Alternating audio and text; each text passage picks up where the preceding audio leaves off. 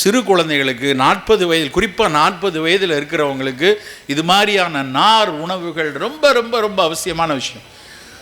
இந்த லோ கிளைசிமிக்கு ரொம்ப அதிக பயன் கொடுக்கக்கூடியது நார்பொருட்கள். எல்லா கீரை, எல்லா காய்கறி, ரொம்ப முக்கியமானது வெந்தயம்.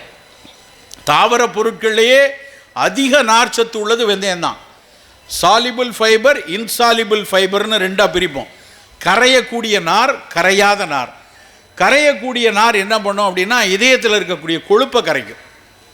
அப்போ நமக்கு லேசாக கொழுப்பு சேர்ந்து நம்மளுடைய இரத்த குழாய்களுக்குள் போய் படிஞ்சிருக்குன்னு வச்சுக்கோங்க. ரெகுலராக காலையிலையும் மதியமும் வெந்தயம் எடுத்துக்கொண்டே இருக்கும்.